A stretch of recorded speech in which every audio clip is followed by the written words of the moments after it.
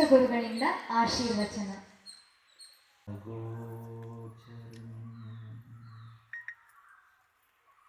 ಭೂಯೋಲ್ಲಾಸಿತ ಸಂಸಾರಚ್ಛೇದಯೇತುಂ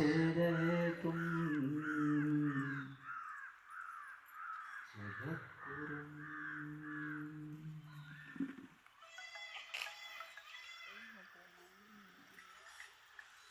ಓಂ ನಮೋ ನಾರಸಿಂಹಾಯ. ಜೈ ಶ್ರೀ ನರಸಿಂಹ. ಆತ್ಮೀಯ ಧರ್ಮ ಬಂಧುಗಳೇ,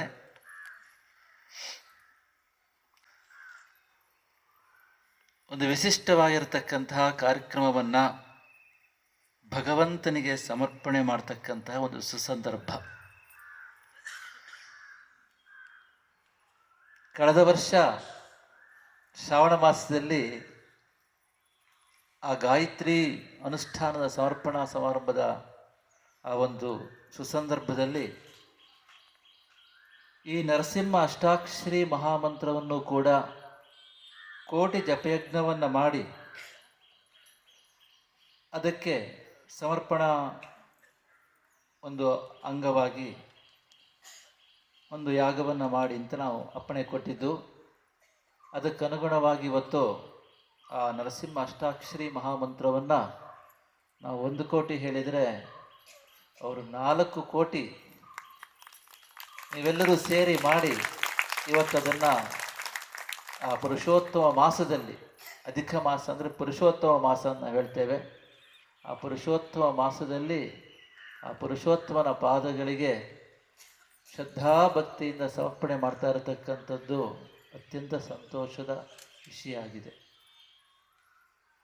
ಆತ್ಮೀಯರೇ, ಭಗವಂತನ ಅವತಾರ ಈ ಪುಣ್ಯಭೂಮಿಯಾಗಿರತಕ್ಕಂತಹ ಭಾರತ ದೇಶದಲ್ಲಿ ಹಿಂದಿನಿಂದಲೂ ಕೂಡ ನಡ್ಕೊಂಡು ಬರ್ತಾ ಇದೆ.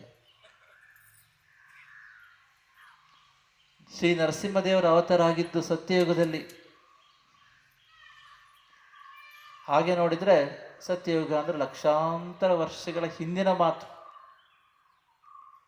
ಸತ್ಯಯುಗ ಆದ ನಂತರ ತ್ರೇತಾಯುಗ ಆಯಿತು, ಸುಮಾರು 16 ಲಕ್ಷ ವರ್ಷ ಅಂದ್ಕೊಳ್ಳಿ. ನಂತರ ದ್ವಾಪರಯುಗ ಆಯಿತು, 8 ಲಕ್ಷ ವರ್ಷ ಅಂದ್ಕೊಳ್ಳಿ. ನಂತರ ಕಲಿಯುಗದಲ್ಲಿ ಆರಂಭದಲ್ಲಿದ್ದೇವೆ ನಾವು. ಅಂದರೆ ಸುಮಾರು ಒಂದು 25 ಲಕ್ಷ ವರ್ಷ. ಯೋಚನೆ ಮಾಡೋದು ಕಷ್ಟ. 25 ಲಕ್ಷ ವರ್ಷಗಳ ಹಿಂದೆ ಭಗವಂತ ಧರ್ಮವನ್ನು ಎತ್ತಿ ಹಿಡಿಯಲು ತನ್ನ ನಿಜಭಕ್ತನಾಗಿರ್ತಕ್ಕಂತಹ ಪ್ರಹ್ಲಾದನ ಮಾತನ್ನು ಸತ್ಯ ಮಾಡಲು, ದುಷ್ಟ ನಿಗ್ರಹವನ್ನು ಮಾಡಿ ಜಗತ್ತಿನ ಕಲ್ಯಾಣವನ್ನು ಸಾಧಿಸಲು ಈ ನೃಸಿಂಹ ರೂಪದಲ್ಲಿ ಅವತಾರವನ್ನು ಮಾಡಿದ್ದಾನೆ ಎನ್ನುವುದನ್ನು ನಾವು ಹಿರಿಯರಿಂದ ತಿಳಿದಿದ್ದೇವೆ. ಅಂದರೆ ನಮ್ಮ ಭಾರತೀಯ ಸಂಸ್ಕೃತಿಗೆ, ಸನಾತನ ಧರ್ಮಕ್ಕೆ ಲಕ್ಷಾಂತರ ವರ್ಷಗಳ ಭವ್ಯವಾದ ಇತಿಹಾಸ ಇದೆ, ಶ್ರೇಷ್ಠವಾದ ಪರಂಪರೆ ಇದೆ. ಇದರೊಳಗೆ ಅಗಾಧವಾದ ಜ್ಞಾನ ಸಂಪತ್ತಿದೆ. ಗುರು ಶಿಷ್ಯ ಪರಂಪರೆಯ ಮೂಲಕ ಈ ಒಂದು ಅಗಾಧವಾಗಿರ್ತಕ್ಕಂಥ ಜ್ಞಾನದ ಬೆಳಕನ್ನು ನಾವು ಅಂದಿನಿಂದ ಇಂದಿನವರೆಗೆ ಕಾಪಾಡಿಕೊಂಡು ಬರ್ತಾ ಇದ್ದೇವೆ. ಈಗ ತಾನು ನಮ್ಮ ರಘುನಾಥ್ ಅವರನ್ನು ಹೇಳಿದರು, ಸನಾತನ ಧರ್ಮ ಸ್ವಲ್ಪ ಸಮಸ್ಯೆಯಲ್ಲಿದೆ ಅಂತ. ಸಮಸ್ಯೆಯಲ್ಲಿ ಇರುವುದಂತೂ ಹೌದು, ಸನಾತನಕ್ಕಲ್ಲ, ನಮ್ಮ ಶ್ರದ್ಧೆಯಲ್ಲಿ ಸಮಸ್ಯೆ ಇದೆ, ನಮ್ಮ ಆತ್ಮಸ್ವಾಭಿಮಾನದಲ್ಲಿ ಸಮಸ್ಯೆ ಇದೆ, ನಮ್ಮ ಕರ್ತವ್ಯ ಕರ್ಮಗಳನ್ನ ನಿರ್ವಹಿಸ್ತಕ್ಕಂತಹ ಆ ಒಂದು ಪ್ರಕ್ರಿಯೆಯಲ್ಲಿ ಸಮಸ್ಯೆ ಇದೆ. ಸನಾತನ ಧರ್ಮದ ಶಾಶ್ವತ ಮೌಲ್ಯಗಳನ್ನು ಇವತ್ತಿನ ದೇಶ ಕಾಲ ಪರಿಸ್ಥಿತಿಗೆ ತಕ್ಕಂತೆ ಸಮನ್ವಯ ಮಾಡಿ ಹೇಳ್ತಕ್ಕಂತಹ ಆ ಒಂದು ದೃಷ್ಟಿಕೋನದಲ್ಲಿ ಸಮಸ್ಯೆ ಇದೆ. ಸನಾತನ ಶಾಶ್ವತ, ಮೌಲ್ಯಗಳು ಶಾಶ್ವತ, ಅದಕ್ಕೆ ಸಮಸ್ಯೆ ಇಲ್ಲ. ಸಮಸ್ಯೆ ಇರೋದು ನಮ್ಮಲ್ಲಿ. ಒಮ್ಮೆ ಒಳಹೊಕ್ಕು ಆತ್ಮಾವಲೋಕನ ಮಾಡಿಕೊಳ್ಳಿ. ಸನಾತನ ಧರ್ಮ ಇವತ್ತು ಎಷ್ಟೊಂದು ತೀವ್ರವಾದ ಸಂಕಷ್ಟದಲ್ಲಿದೆ ಗೊತ್ತುಂಟಾ ರಘುನಾಥ್ ಅವರೇ? ನೀವೇನು ತಿಳ್ಕೊಂಡಿಲ್ಲ ಇದ್ರ ಬಗ್ಗೆ. ನಮ್ಮ ಕರ್ತವ್ಯ ನಾವು ಸರಿ ಮಾಡ್ತಾ ಇದ್ದೀವ? ನಮಗೆ ಪ್ರಜ್ಞೆ ಇದೆಯಾ? ಸನಾತನ ಧರ್ಮ ಇವತ್ತು ಸಂಕಷ್ಟದಲ್ಲಿದೆ. ನಿಜವಾಗೂ ಸಂಕಷ್ಟದಲ್ಲಿದೆ. ಯಾಕೆ ಗೊತ್ತುಂಟಾ? ಅದಕ್ಕೆ ಕಾರಣ ಸನಾತನ ಧರ್ಮ ಅಲ್ಲ, ನಮ್ಮಲ್ಲಿರ್ತಕ್ಕಂತಹ ಆತ್ಮಸ್ವಾಭಿಮಾನದ ಕೊರತೆ, ನಮ್ಮಲ್ಲಿರ್ತಕ್ಕಂಥ ಶ್ರದ್ಧೆಯ ಕೊರತೆ, ನಮ್ಮಲ್ಲಿರ್ತಕ್ಕಂತಹ ಆ ಒಂದು ಅನುಷ್ಠಾನದ ಕೊರತೆ, ನಮ್ಮಲ್ಲಿರ್ತಕ್ಕಂತಹ ಮೌಲ್ಯಯುತ ಜೀವನದ ಕೊರತೆ, ನಮ್ಮಲ್ಲಿರ್ತಕ್ಕಂತಹ ಸಂಸ್ಕಾರ ವಿಹೀನತೆ, ಇದು ಕಾರಣ ತಿಳ್ಕೊಳ್ಳಿ. ಆದ್ದರಿಂದ ಸನಾತನ ಧರ್ಮದ ಸಮಸ್ಯೆ ಇಲ್ಲ, ಸಮಸ್ಯೆ ಇರೋದು ನಮ್ಮಲ್ಲಿ. ನಾವು ತಿದ್ಕೊಬೇಕು. ತಿದ್ದುಕೊಳ್ಳಿಕ್ಕೆ ಇದು ಸಕಾಲ. Modi is only the temporary solution. Don't expect anything from Modi. Modi ನಮಗೆ ಸೊಲ್ಯೂಷನ್ ಅಲ್ಲ, ತಾತ್ಕಾಲಿಕ ಉಪಶಮನ. ನಮಗಾಗಬೇಕು ಜಾಗೃತಿ, ನಮ್ಮೊಳಗಾಗಬೇಕಾಗಿದ್ದು. ನಮ್ಮಲ್ಲಿ ಶ್ರದ್ಧೆ ಬೇಕು. ಎಷ್ಟು ಜನ ಶ್ರದ್ಧೆ ಇದೆ ಇವತ್ತು? ಇವತ್ತು ಕೌಟುಂಬಿಕ ಮೌಲ್ಯಗಳು ಏನಾಗ್ತಾ ಇದೆ? ಸನಾತನ ಧರ್ಮದ ಬಗ್ಗೆ ಮಾತಾಡ್ತಿರಲ್ಲ, ಸನಾತನ ಧರ್ಮದಲ್ಲಿ ಮನೆ ಮನೆ ನೋಡಿ, ಕುಟುಂಬದಲ್ಲಿ ಒಂದು ಮಕ್ಕಳು, ನೆಕ್ಸ್ಟ್ ಏನು ಮಾಡ್ತೀರಾ? ಪಾರ್ಸಲ್ ಮಾಡಿರ್ತೀರಾ ಅಮೆರಿಕಕ್ಕೆ. What will your position after 25 years? You lose India. ಜನಸಂಖ್ಯೆ ಏನಾಗ್ತಾ ಇದೆ? ಆದ್ದರಿಂದ ತೀವ್ರವಾದ ಸಮಸ್ಯೆಲಿದ್ದೇವೆ. ಯಾವುದೇ ಕಾರಣಕ್ಕೂ ತೋಡಿ ಅತಿಯಾದ ಆತ್ಮವಿಶ್ವಾಸ ಎಂದೆಂದಿಗೂ ಒಳ್ಳೆಯದಲ್ಲ. ಜಾಗೃತರಾಗಿ. Now or never.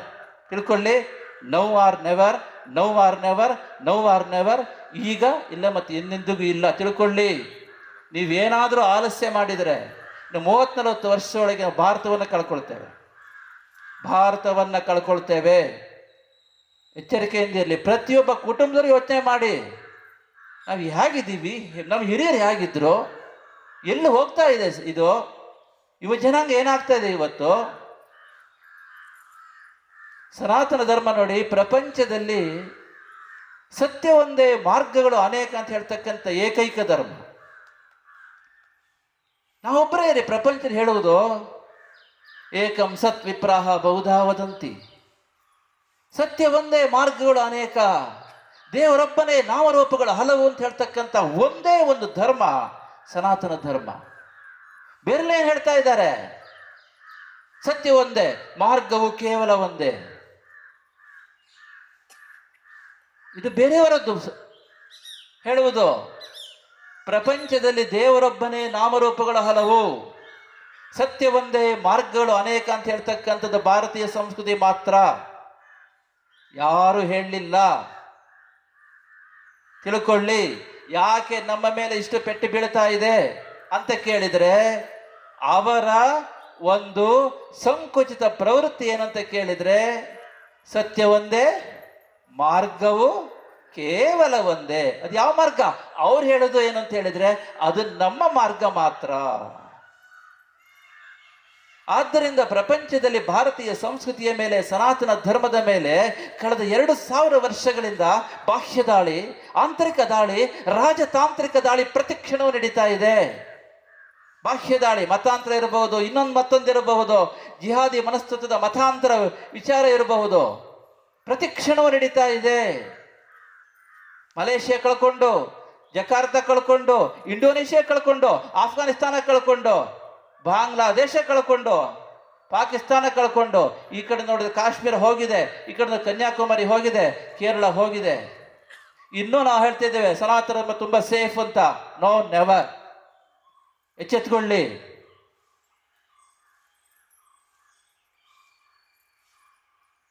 ಈಗಲೇ ಜನವರ ಕಟ್ ಮಾಡ್ತಾ ಇದ್ದಾರೆ.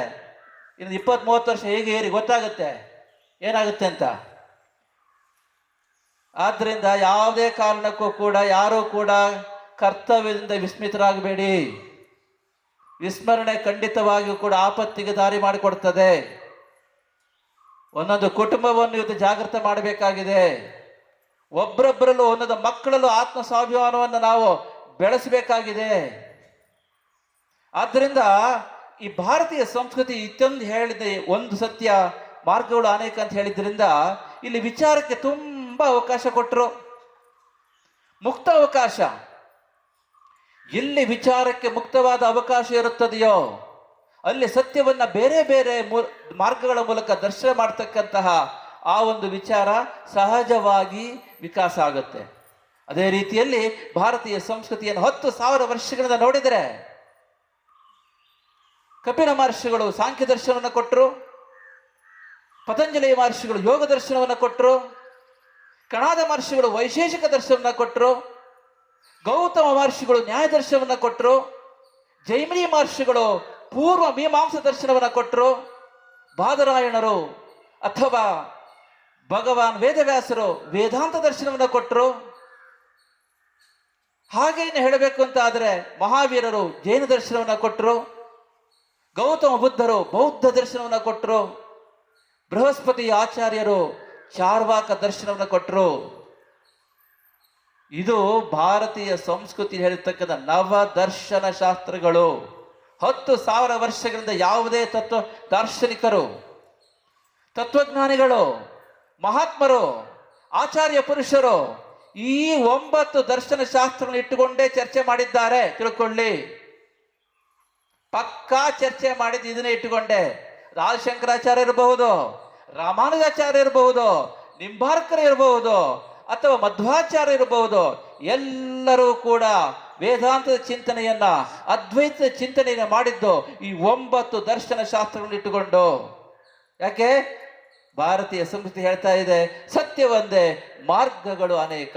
ಇಲ್ಲಿಂದ ತಿರುಪತಿಗೆ ಹೋಗ್ಬೇಕು ಅಂತಾದ್ರೆ ಕೋಲಾರಕ್ಕೆ ಹೋಗಿ ಚಿತ್ತೂರಿಗೆ ಹೋಗಿ ತಿರುಪತಿ ಹೋಗ್ಬೋದು. ಬೇಡ ಅಂತಂದ್ರೆ ಅನಂತಪುರ ಹೋಗಿ ಕಡಪ ಹೋಗಿ ತಿರುಪತಿಗೆ ಹೋಗ್ಬೋದು. ಅಲ್ಲೂ ಬೇಡ ಅಂತಂದ್ರೆ ಹೊಸೂರಿಗೆ ಹೋಗಿ ಕೃಷ್ಣಗಿರಿಗೆ ಹೋಗಿ ತಿರುಪತಿಗೆ ಹೋಗ್ಬೋದು. ಇದು ಭಾರತೀಯ ಸಂಸ್ಕೃತಿ. ಯಾವ ಮಾರ್ಗದಲ್ಲಿ ಹೋದರೂ ಕೂಡ ತಿರುಪತಿಗೆ ಹೋದ ನಂತರ ಅಲ್ಲಿ ಆನಂದ ನಿಲಯದಲ್ಲಿ ಭಗವಂತನ ದರ್ಶನ ಆಗೇ ಆಗುತ್ತೆ. ನೀವು ಕ್ರಮಿಸ್ತಕ್ಕಂಥ ಮಾರ್ಗದಲ್ಲಿ ಶ್ರದ್ಧೆ ಇದ್ರೆ, ವಿಶ್ವಾಸ ಇದ್ರೆ, ನೀವು ಅದೇ ರೀತಿಯಲ್ಲಿ ಮುನ್ನಡೆದ್ರೆ ಒಂದಲ್ಲ ಒಂದಿನ ನಿಮಗೆ ದೇವರ ದರ್ಶನ ಆಗುತ್ತೆ ಎನ್ನುವ ಸಂಸ್ಕೃತಿಗೆ ನಾವು ಸೇರಿದ್ದೇವೆ. ಬೇರೆ ವಿದೇಶಿ ಸಂಸ್ಕೃತಿ ಇದೆ ನೋಡಿ, ಇಸ್ಲಾಂ ಇರ್ಬೋದು, ಕ್ರಿಶ್ಚಿಯನ್ ಇರ್ಬೋದು, ಅವ್ರಲ್ಲೇನ್ ಹೇಳ್ತಾ ಇದ್ದಾರೆ? ತಿರುಪತಿ ಹೋಗ್ಬೇಕಾ? ಒಂದೇ ಒಂದು ಮಾರ್ಗ. ಅದ್ಯಾವ ಮಾರ್ಗ? ಅದು ನಮ್ಮ ಮಾರ್ಗ ಮಾತ್ರ. ಬೇರೆ ಮಾರ್ಗದಲ್ಲಿ ಹೋದ್ರೆ, ಬೇರೆ ಮಾರ್ಗದಲ್ಲಿ ತಿರುಪತಿಗೆ ಹೋಗುದಿಲ್ಲ, ನರಕಕ್ಕೆ ಹೋಗ್ತೀರಿ. ಈ ಧೋರಣೆ ಮತಾಂತರಕ್ಕೆ ಕಾರಣ ಆಗಿದ್ದು. ಮತಾಂತರಕ್ಕೆ 2 ಕಾರಣ ಇದೆ. ನಮ್ಮಲ್ಲಿರ್ತಕ್ಕಂಥ ಜಾತಿ ತಾರತಮ್ಯತೆ ತುಂಬಾ ತುಚ್ಛವಾದ ವಿಚಾರ. ತಿಳ್ಕೊಳ್ಳಿ, ಜಾತಿ ತಾರತಮ್ಯತೆ ಯಾರು ಮಾಡ್ಲಿಕ್ಕೆ ಹೋಗಬೇಡಿ. ಸ್ಪಷ್ಟವಾಗಿ ಹೇಳ್ತಾ ಇದ್ದೇವೆ ನಾವು. ಯಾರು ಹೆಚ್ಚಲ್ಲ, ಯಾರು ಕಡಿಮೆ ಇಲ್ಲ. ಶಿವೋಹಂ ಅಂತ ಶಂಕರಾಚಾರ್ಯ ಹೇಳ್ತಾ ಇದ್ದಾರೆ. ಅಲ್ಲಿ ಇವ್ರು ಶಿವೋಹಂ, ಅವ್ರು ಶಿವೋಹಂ ಅಲ್ಲ, ಎಲ್ಲರೂ ಶಿವೋಹಂ ಅಂತ ಹೇಳಿದ್ದು ಶಂಕರಾಚಾರ್ಯರು. ಯಾಕೆ ಜಾತಿ ತಾರತಮ್ಯತೆ ಮಾಡಬೇಕು? ಪ್ರಶ್ನೆ ಮಾಡ್ತೀವಿ. ಬನ್ನಿ ಯಾರಾದ್ರೂ ಜಾತಿ ಬಗ್ಗೆ ಮಾತಾಡ್ಲಿಕ್ಕೆ ನಮ್ಮ ಹತ್ರ ಬನ್ನಿ. ಯಾರಾದ್ರೂ ಓಪನ್ ಆಗಿ ಹೇಳ್ತಾ ಇದ್ದೀವಿ, ಜಾತಿ ತಾರತಮ್ಯತೆ ಕನಸಲ್ಲೂ ಮಾಡಬೇಡಿ. ತಿಳ್ಕೊಳ್ಳಿ, ನಿಮ್ಮ ಸಂಸ್ಕಾರ ಉಳಿಸ್ಕೊಳ್ಳಿ, ಸಂಸ್ಕಾರ ಬೆಳೆಸ್ಕೊಳ್ಳಿ, ಶ್ರೇಷ್ಠ ಮನುಷ್ಯರಾಗಿ. ಆದ್ರೆ ತಾರತಮ್ಯತೆ ಮಾಡಬಾರದು. ತಾರತಮ್ಯತೆಯನ್ನು ಯಾವತ್ತೂ ಕೂಡ ಸನಾತನ ಒಪ್ಪುವುದಿಲ್ಲ. ನೆವರ್. ತಿಳ್ಕೊಳ್ಳಿ, ತಾರತಮ್ಯತೆಯನ್ನ ಸನಾತನ ಎಂದಿಗೂ ಒಪ್ಪಿಕೊಳ್ಳುವುದಿಲ್ಲ. ಈ ಪ್ರಪಂಚದಲ್ಲಿ ಪ್ರತಿಯೊಬ್ಬ ಮನುಷ್ಯನಿಗೂ ದೈವತ್ವವನ್ನು ಕೊಟ್ಟಿರ್ತಕ್ಕಂಥ ಏಕೈಕ ಧರ್ಮ ಸನಾತನ ಧರ್ಮ. ಅಹಂ ಬ್ರಹ್ಮಾಸ್ಮಿ, ಶಿವೋಹಂ, ಪ್ರಜ್ಞಾನಂ ಬ್ರಹ್ಮ, ಅಯಮಾತ್ಮ ಬ್ರಹ್ಮ, ತತ್ವಮಸಿ, ಸರ್ವಂ ಕಲ್ವಿದಂ ಬ್ರಹ್ಮ ಅಂತ ಉಪನಿಷತ್ತು ಪ್ರತಿ ಹೆಜ್ಜೆ ಹೆಜ್ಜೆಗೂ ಹೇಳ್ತಾ ಇದೆಯಲ್ಲ, ಅದರ ಅರ್ಥ ಯಾರಿಗೂ ಗೊತ್ತು? ಪ್ರತಿ ಮನುಷ್ಯನಿಗೂ ದೈವತ್ವವನ್ನು ಕೊಟ್ಟಿರ್ತಕ್ಕಂಥ ಧರ್ಮ ನಮ್ಮದು. ಯಾಕೆ ತಾರತಮ್ಯ ಮಾಡಬೇಕು? ನೋಡಿ, ಇದು ಒಂದು ಕಾರಣ. ಜಾತಿ ತಾರತಮ್ಯ ಇರಬಹುದು, ಎಕ್ಸ್ಪ್ಲೋಟೇಷನ್ ಇರಬಹುದು, ಶೋಷಣೆ, ಅಥವಾ ಇನ್ನೊಂದು ಇಂಟರ್ನಲ್ ಡಿಸ್ಕ್ರಿಮಿನೇಷನ್ ಇರಬಹುದು, ಆಂತರಿಕ ಅಸಮಾನತೆ. ಇವೆಲ್ಲವೂ ಒಂದು ಭಾಗದಲ್ಲಿ ಮತಾಂತರಕ್ಕೆ ಕಾರಣ ಆದರೆ, ಇನ್ನೊಂದು ಅವರ ಧೋರಣೆ, ಅವರ ತತ್ವ. ಸತ್ಯ ಒಂದೇ, ಮಾರ್ಗವು ಕೇವಲ ಒಂದೇ ಅಂತ ಹೇಳ್ತಕ್ಕಂಥ ಸಂಕುಚಿತ ಮನೋಭಾವ ಒಂದು ಕಡೆ ಆದರೆ, ಮತ್ತೊಂದು ನಮ್ಮಲ್ಲಿರ್ತಕ್ಕಂತಹ ಲೋಪದೋಷಗಳು, ಸಾಮಾಜಿಕ ಸಮಸ್ಯೆಗಳು, ಸಾಮಾಜಿಕ ದೋಷಗಳು, ಸೋಷಿಯಲ್ ಫ್ಲಾಸ್ ಏನಿದೆ, that is the main reason for conversion. ಅರ್ಥ ಆಯ್ತಾ? 2 ಕೈ ಸೇರಿದ ಚಪ್ಪಾಳೆ ಆಗೋದು. ಒಂದು ನಮ್ಮಲ್ಲಿರ್ತಕ್ಕಂಥ ದೋಷಗಳು, ಇನ್ನೊಂದು ಅವರ ಧೋರಣೆ, ಬೇರೆಯನ್ನು ಒಪ್ಕೊಳ್ಳೋದೇ ಇರ್ತಕ್ಕಂಥ ಧೋರಣೆ. ಆದ್ದರಿಂದ ಇವೆರಡು ಸೇರಿ ಇವತ್ತು ಜೀವಂತವಾಗಿ ಸನಾತನ ಧರ್ಮವನ್ನು ಕಿತ್ತು ಕಿತ್ತು ಕಿತ್ತು ತಿಂತಾ ಇದ್ದಾವೆ. ನಾವು ಸೇಫ್ ಸೇಫ್ ಸೇಫ್ ಅಂತ ಕೂತಿದ್ದೀವಿ. ನೋ, ಸಾಧ್ಯನೇ ಇಲ್ಲ. ನಿಮಗೆ ಇಷ್ಟ ಇದ್ರೆ ನಿಮ್ಮ ಮೊಮ್ಮಕ್ಕಳು ಮರಿಮಕ್ಕಳು ಕೂಡ ಈ ಕಲ್ಯಾಣ ನಗರಿಯಾಗಿರ್ತಕ್ಕಂಥ ಬೆಂಗಳೂರಿನಲ್ಲಿ ಆತ್ಮವಿಶ್ವಾಸದಿಂದ ನಡ್ಕೊಂಡು ಹೋಗಬೇಕು ಅಂತ ಇಷ್ಟ ಇದ್ರೆ ಈಗ ಎಚ್ಚೆತ್ತುಕೊಳ್ಳಿ. ಮೊದಲು ಏನು ಆಗ್ಬೇಕಾದ್ರೆ ಗುರುಗಳೇ ನೀವು ಕೇಳಬಹುದು.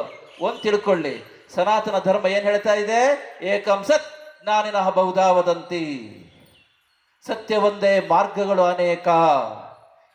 ಈ ದೃಷ್ಟಿಯನ್ನು ಅನುಸರಿಸಿಯೇ ಸಾಂಖ್ಯ, ಯೋಗ, ನ್ಯಾಯ, ವೈಶೇಷಿಕ ಪೂರ್ವ ಮೀಮಾಂಸಾ, ವೇದಾಂತ, ಜೈನ, ಬೌದ್ಧ ಮತ್ತು ಚಾರ್ವಾಕ, ಈ 9 ದರ್ಶನ ಶಾಸ್ತ್ರಗಳು ಹೊರಟಿದೆ. ಇದರಲ್ಲಿ ಮೊದಲನೇ 6ನೇ ದರ್ಶನ ಶಾಸ್ತ್ರಗಳು ವೇದಗಳನ್ನ ಪ್ರಮಾಣವಾಗಿ ಸ್ವೀಕರಿಸ್ತಾ ಇದೆ. ಕೊನೆಯ 3 ದರ್ಶನ ಶಾಸ್ತ್ರಗಳು ವೇದಗಳನ್ನ ಪ್ರಮಾಣವಾಗಿ ಸ್ವೀಕರಿಸ್ತಾ ಇಲ್ಲ.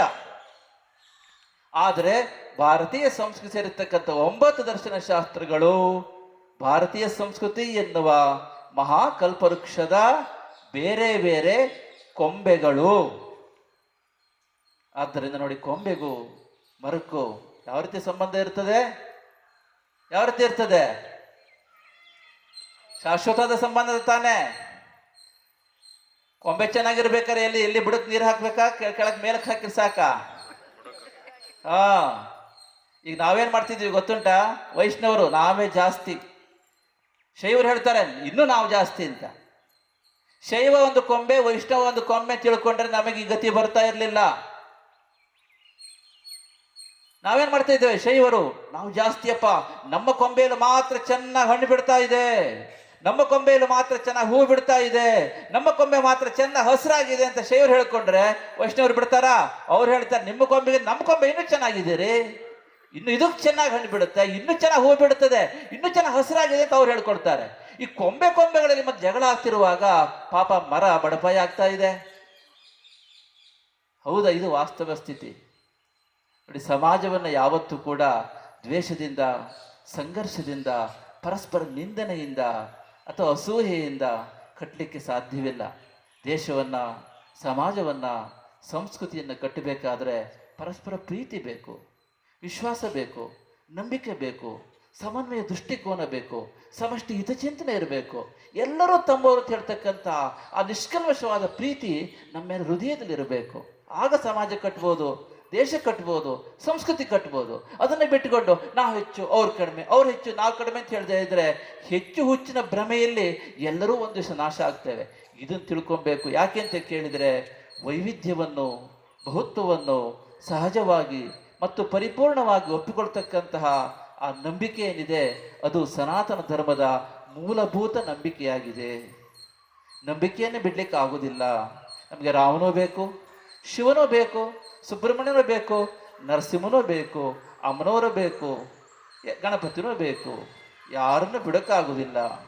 ಆದ್ದರಿಂದ ವೈವಿಧ್ಯವನ್ನು, ಬಹುತ್ವವನ್ನು ಸಹಜವಾಗಿ ಮತ್ತು ಸಂಪೂರ್ಣವಾಗಿ ಒಪ್ಪಿಕೊಳ್ತಕ್ಕಂಥದ್ದು ನಮ್ಮ ಮೂಲಭೂತ ನಂಬಿಕೆಯಾಗಿದೆ. ಹಾಗಾದ್ರೆ ನಾವು ಏನು ಮಾಡಬೇಕು ಗುರುಳೆ ಅಂತ ಕೇಳಿದರೆ, ನಮ್ಮ ವೈವಿಧ್ಯಗಳು ಎಂದೆಂದಿಗೂ ವೈರುಧ್ಯಗಳಾಗದಂತೆ ನೋಡಿಕೊಳ್ಳಬೇಕು. Our diversities never turn into contradictions. ಅದಾಗಬಾರದು. ನಮ್ಮ ವೈವಿಧ್ಯಗಳು ವೈರುಧ್ಯಗಳಾದರೆ ನಾವು ಹೆಚ್ಚು ದಿವಸ ಭೂಮಿಯಲ್ಲಿ ಉಳಿಯಕ್ಕೆ ಸಾಧ್ಯ ಇಲ್ಲ. ವೈವಿಧ್ಯಗಳು ವೈರುಧ್ಯಗಳಾಗದಂತೆ ನೋಡಿಕೊಂಡ್ರೆ, ವೈವಿಧ್ಯಗಳನ್ನು ವಿಭಜಿಸಿ ನೋಡಿದಾಗ ಬಲಹೀನತೆಗೆ ಕಾರಣ ಆಗುತ್ತೆ. ವೈವಿಧ್ಯಗಳನ್ನು ಏಕತ್ವ ತಳಹದಿಯ ಮೇಲೆ ಜೋಡಿಸಿಕೊಂಡು ಮುನ್ನಡೆದಾಗ ಅದು ನಮಗೆ ಬಲವನ್ನು ತುಂಬುತ್ತದೆ. ಆದ್ದರಿಂದ ನಾವು ಮೊದಲು ಮಾಡಬೇಕಾಗಿದ್ದೇನು? ವೈವಿಧ್ಯ ಹೇಗಿದ್ರೂ ಇದೆ, ವೈವಿಧ್ಯ ಒಪ್ಪಿಕೊಂಡಿದ್ದೇವೆ, ವೈವಿಧ್ಯವನ್ನು ನಮ್ಮ ಹಿರಿಯರೇ ಕೊಟ್ಟಿದ್ದಾರೆ. ನಮಗೆ ಸಾಂಖ್ಯಶಾಸ್ತ್ರವೂ ಬೇಕು, ನ್ಯಾಯನೂ ಬೇಕು, ಯೋಗನೂ ಬೇಕು, ವೈಶೇಷಿಕನೂ ಬೇಕು, ಪೂರ್ವ ಮೀಮಾಂಸನೂ ಬೇಕು, ಉತ್ತರ ಮೀಮಾಂಸನೂ ಬೇಕು, ಜೈನನೂ ಬೇಕು, ಬೌದ್ಧವೂ ಬೇಕು, ಹಾಗೂ ಚಾರ್ವಾಕನೂ ಬೇಕು. ಅದಿಲ್ಲದೆ ನಮ್ಮ ಶಾಸ್ತ್ರ ಪರಿಪೂರ್ಣವೇ ಆಗೋದಿಲ್ಲ. ನಾವೇನು ಮಾಡ್ತಿದ್ದೀವಿ ಈಗ? ಜೈ ಭೀಮ ಹೇಳಿಕೊಳ್ಳಿ ಕೋಪ ಮಾಡ್ಕೊಳ್ತೀವಿ, ಜೈ ಶ್ರೀರಾಮ ಹೇಳಿಕೊಳ್ಳಿ ಅವ್ರಿಗೆ ಕೋಪ. ಕೆಂಪು ಕೇಸರಿ ಶಾಲ್ ನೋಡಿದರೆ ನೀಲಿ ಶಾಲ್ ಅವ್ರಿಗೆ ಆಗೋದಿಲ್ಲ, ನೀಲಿ ಶಾಲ್ ನೋಡೋರಿಗೆ ಕೇಸರಿ ಶಾಲ್ ಆಗೋದಿಲ್ಲ. ಒಬ್ಬರು ಬುದ್ಧನ ಹೆಸರು ಹೇಳ್ತಾರೆ, ಇನ್ನೊಬ್ಬರು ಶ್ರೀರಾಮ ಹೆಸರು ಹೇಳ್ತಾರೆ. ಆದರೆ ಖೇದನೀಯ ವಿಷಯ ಅಂತ ಹೇಳಿದರೆ, ಶ್ರೀರಾಮ ಮತ್ತು ಬುದ್ಧ ಅಣ್ಣ ತಮ್ಮ ಎನ್ನುವುದೇ ಮರ್ತು ಹೋಗಿದೆ ಅವರಿಗೆ. ಇಬ್ಬರು ಇಕ್ಷ್ವಾಕು ವಂಶದಲ್ಲಿ ಹುಟ್ಟಿದ್ದಾರೆ, ಇಬ್ಬರು ಒಂದೇ ರಾಜವಂಶ. ಆ ವಂಶಾವಳಿ ನೋಡಿದ್ರೆ ವಂಶಾವಳಿ, ಇಕ್ಷ್ವಾಕು ವಂಶಾವಳಿ. ಭಗವಾನ್ ಶ್ರೀರಾಮಚಂದ್ರ ಮೇಲಿದ್ರೆ ಬರ್ತಾ ಬರ್ತಾ ಬರ್ತಾ ಕೆಳಗೆ ಗೌತಮ ಬುದ್ಧರು ಬರ್ತಾರೆ. ನೋಡಿ, ಜೋಡಿಸುವಂತ ಕೆಲಸ ಆಗಬೇಕು ಸಮಾಜದಲ್ಲಿ. ಇವತ್ತು ಬಿಳಿ ಕೇಸರಿ ಶಾಲು, ನೀಲಿ ಶಾಲು ಬೇರೆ ಬೇರೆ ಅಲ್ಲ ಅಂತ ಹೇಳಬೇಕು ನಾವು. ಯಾಕೆ? ಭಗವಾನ್ ಗೌತಮ ಬುದ್ಧರು, ಭಗವಾನ್ ಶ್ರೀರಾಮಚಂದ್ರ ಒಂದೇ ವಂಶದಲ್ಲಿ ಹುಟ್ಟಿರೋರು, ಇಕ್ಷ್ವಾಕು ವಂಶದಲ್ಲಿ. ಇದು ಬೇಕು ಸಮಾಜಕ್ಕೆ. ಇವತ್ತು ಜೋಡಿಸುವಂತ ಸಮಾಜ ಬೇಕು ನಮಗೆ, ಒಡೆಯುವ ಸಮಾಜ ಬೇಡ ನಮಗೆ. ಸನಾತನ ಧರ್ಮ ಉಳಿಬೇಕಾದ್ರೆ ಪ್ರತಿ ಕ್ಷಣವೂ ಸಮಾಜವನ್ನು ಜೋಡಿಸಿ ಮಹಾವೀರರು ಅವರು ಇಕ್ಷಾಕು ವಂಶನೇ ಹುಟ್ಟಿದ್ದು. 24 ತೀರ್ಥಂಕರಲ್ಲಿ ಕೇವಲ ಇಬ್ಬರನ್ನು ಬಿಟ್ಟು 22 ತೀರ್ಥಂಕರರು ಇಕ್ಷಾಕು ವಂಶದಲ್ಲಿ ಹುಟ್ಟಿದ್ದಾರೆ. ನಾವ್ಯಾಕೆ ಜೈನರು ಹೊರಗಿಡಬೇಕು? ಜೈನರು ನಮ್ಮವರೇ, ಬೌದ್ಧರು ನಮ್ಮವರೇ, ಸಿಖ್ರು ನಮ್ಮವರೇ, ಎಲ್ಲರೂ ನಮ್ಮವರು ಅಂತ ಹೇಳ್ತಕ್ಕಂಥ ಭಾರತೀಯ ಸಂಸ್ಕೃತಿಯಲ್ಲಿ ಯಾರು ವಿಕಾಸ ಆಗಿರುತ್ತೆ? ಭಾರತೀಯ ಸಂಸ್ಕೃತಿ ಅಂದ್ರೆ ಏನು? ಈ ಪುಣ್ಯ ಭೂಮಿಯಾಗಿರ್ತಕ್ಕಂಥ ಭಾರತ ದೇಶದಲ್ಲಿ ಜನಿಸಿ ವಿಕಾಸವಾಗಿರ್ತಕ್ಕಂಥ ಸಂಸ್ಕೃತಿ. ಒಂದು ದೇಶದಲ್ಲಿ ಯಾವಾಗ ಸಂಸ್ಕೃತಿ ವಿಕಾಸ ಆಗುತ್ತೆ, ಹೇಗಾಗುತ್ತೆ ಅಂತ ಕೇಳಿದ್ರೆ, ಒಂದು ದೇಶದಲ್ಲಿ ಜನಿಸಿದ ಆಧ್ಯಾತ್ಮಿಕ, ಧಾರ್ಮಿಕ, ಸಾಹಿತ್ಯಿಕ, ಕಲಾತ್ಮಕ, ಐತಿಹಾಸಿಕ, ವೈಜ್ಞಾನಿಕ ಮುಂತಾದ ಮೌಲ್ಯಗಳು ಅತ್ಯಂತ ಕ್ರಮಬದ್ಧವಾಗಿ ಮತ್ತು ವ್ಯವಸ್ಥಿತವಾಗಿ ಧ್ರುವೀಕರಣಗೊಳ್ಳುತ್ತಾ ಒಂದು ತಲೆಮಾರಿನಿಂದ ಇನ್ನೊಂದು ತಲೆಮಾರಿಗೆ, ಇನ್ನೊಂದು ತಲೆಮಾರಿನಿಂದ ಮತ್ತೊಂದು ತಲೆಮಾರಿಗೆ ಪ್ರವಾಹದಂತೆ ನಿರಂತರವಾಗಿ ಸಾಗುತ್ತಾ ಪಾರಂಪರಿಕ ಮೌಲ್ಯಗಳಾಗಿ ರೂಪುಗೊಂಡು ಜನಮಾನಸದಲ್ಲಿ ಸ್ಥಿರವಾಗಿ ನೆಲೆ ನಿಂತು ಜನರ ಜೀವನದಲ್ಲಿ ಅಭಿವ್ಯಕ್ತವಾದಾಗ ಅದನ್ನು ನಾವು ಆ ದೇಶದ ಸಂಸ್ಕೃತಿ ಅಂತ ಕರಿತೇವೆ. ಅರ್ಥ ಆಯ್ತಾ? ಸುಮ್ಮನೆ ಸಣ್ಣ ವಿಷಯ ಅಲ್ಲ ಇವೆಲ್ಲ. ಆದ್ದರಿಂದ ಜೈನ ನಮ್ಮವರು, ಬೌದ್ಧರು ನಮ್ಮವರು, ಸಿಖ್ರು ನಮ್ಮವರು, ವೈದಿಕರು ನಮ್ಮವರು, ವೈಷ್ಣವರು ನಮ್ಮವರು, ಶೈವರು ನಮ್ಮವರು, ಆಗಮರು ನಮ್ಮವರು, ವೀರಶೈವಲಿಂಗಾಯತರು ನಮ್ಮವರು. ಇದು ಬರಬೇಕು ಇವತ್ತು ಸಮಾಜದಲ್ಲಿ. ವೈವಿಧ್ಯವನ್ನ ಯಾವತ್ತೂ ಕೂಡ ವಿರುದ್ಧವಾಗಿ ನೋಡಕ್ ಹೋಗಬೇಡಿ. ನೀವು ನೆಕ್ಲೆಸ್ ಹಾಕೊಂಡಿರ್ತೀರಿ, ನವರತ್ನ ಮಾಲೆ ಹಾಕೊಂಡಿರ್ತೀರಾ. ನವರತ್ನ ಮಾಲೆಯಲ್ಲಿ ನಮಗೆ ನವರತ್ನ ಮಾಲೆ ಆಗ್ಬೇಕು ಅಂತ ಆದ್ರೆ ಡೈಮಂಡು ಬೇಕು, ಪುಷ್ಪ ಕನಕಪುಷ್ಪರಾಗೋಬೇಕು, ಮುತ್ತು ಬೇಕು, ಇನ್ನೊಂದು ಬೇಕು, ಮಾಣಿಕ್ಯನೋ ಬೇಕು. ನೀವು ಡೈಮಂಡ್ ರೇಟ್ ಜಾಸ್ತಿ, ಮುತ್ತಿ ಕಮ್ಮಿ ಅಂತ ಕಂಪೇರ್ ಮಾಡ್ಕೊಂಡು ಹೋದ್ರೆ ನವರತ್ನ ಮಾಲೆ ಆಗುತ್ತೆ ನಿಮಗೆ ಅಲ್ವಾ? ವೈವಿಧ್ಯಗಳನ್ನ ನಾವು ಯಾವತ್ತೂ ವಿರುದ್ಧ ಅಂತ ಭಾವಿಸಬಾರದು, ಪರಸ್ಪರ ಪೂರಕ ಅಂತ ತಿಳ್ಕೊಂಡು ನಾವು ಅದಕ್ಕೆ ಮೌಲ್ಯವನ್ನು ತುಂಬಬೇಕು. ಪ್ರೀತಿಯಿಂದ ಎಲ್ಲವನ್ನ ನಾವು ಜೋಡಿಸ್ಕೊಂಡು ಹೋದಾಗ ನಮ್ಮ ಸನಾತನ ಶಾಶ್ವತವಾಗಿ ಬೆಳೀತದೆ. ಆದ್ದರಿಂದ ತಪ್ಪಿಡ್ತಾ ಇದ್ದೇವೆ, ತಪ್ಪು ಹೆಜ್ಜೆ ಇಡ್ತಾ ಇದ್ದೇವೆ, ಸರಿ ಮಾಡ್ಕೊಂಡಿಲ್ಲ ಅಂದ್ರೆ ದೇವರು ಕ್ಷಮಿಸುವುದಿಲ್ಲ. ತಿಳ್ಕೊಳ್ಳಿ. ನೋ, ಯಾವ ದೇವರು ನಿಮ್ಮನ್ನು ಕ್ಷಮಿಸುವುದಿಲ್ಲ. ಯಾಕೆ?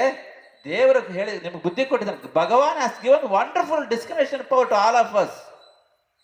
V can decide ourselves what is right, what is wrong, what is dharma, what is adharma. ನಾವು ಫಸ್ಟ್ ತಿಳ್ಕೊಳ್ಳು, ಅದನ್ನು ಮಾಡುವ. ಏನೂ ಆಗಿಲ್ಲ, ನಮ್ಮ ಕರ್ತವ್ಯ ಪೂರ್ತಿ ಮಾಡಿದ್ದೇವೆ, ಆಗ ದೇವರನ್ನ ಪ್ರಾರ್ಥನೆ ಮಾಡಬೇಕು. ನಮ್ಮ ಕರ್ತವ್ಯದಲ್ಲೇ ನಾವು ಭ್ರಷ್ಟತೆಯನ್ನು ತುಂಬಿಕೊಂಡು ಕರ್ತವ್ಯ ವಿಮುಖರಾಗಿ ನಾವು ದೇವರಿದ್ದಾನೆ, ನೋ, ದೇವ್ರು ಯಾಕ್ರಿ ಕಾಪಾಡ್ತಾನೆ? ಕಲಿಯುಗ. ಫಸ್ಟ್ ನಿಮ್ಮ ಜವಾಬ್ದಾರಿ ನೀವು ಮಾಡಿ.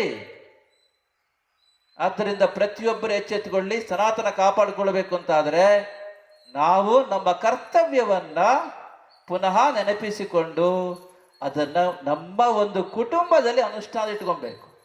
ನಮ್ಮ ಕುಟುಂಬದಲ್ಲಿ ಮೊನ್ನೆ ಹೊಸರ ಬಂದಾಗ ಹೇಳಿದ್ದೇವೆ ಅಷ್ಟ ಮೌಲ್ಯಗಳ ಬಗ್ಗೆ. ಅಲ್ಲೊಂಡ್ರಿ ಮುರಳಿದ್ದಾರೆ, ಇಲ್ಲೇ ಇದ್ದಾರೆ ನೋಡಿ. ಕೌಟುಂಬಿಕ ಮೌಲ್ಯಗಳ ಬಗ್ಗೆ ಅಷ್ಟ ಸೂತ್ರಗಳನ್ನು ಹೇಳಿದ್ದು ಹೌದಾ? ನಿಮ್ಮ ಕುಟುಂಬದಲ್ಲಿ ಏನು ಹೇಳಿದ್ದು ನೆನಪಿದ್ಯಾ?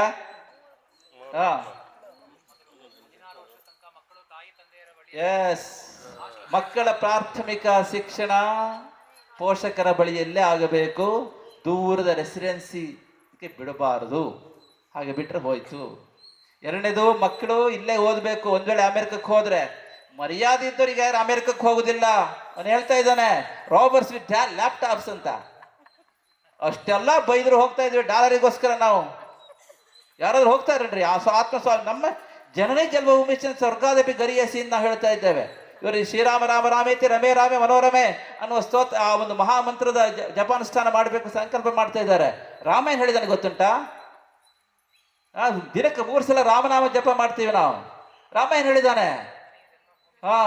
ಜನನೇ ಜನ್ಮಭೂಮಿಶ್ಚ ಸ್ವರ್ಗಾದಪಿ ಗರಿಯಸಿ. ಲಂಕೆಯನ್ನು ಗೆದ್ದ ನಂತರ ವಿಭೀಷಣ ಕೇಳ್ತಾನೆ, ಹೇಗಿದ್ರು ಅಲ್ಲಿ ಅಯೋಧ್ಯೆಯಲ್ಲಿ ಬರ್ತಾ ಇದ್ದಾನಲ್ವಾ, ಸಾಕು ನೀನ್ ಇಲ್ಲೇ ಇದ್ಬಿಡು.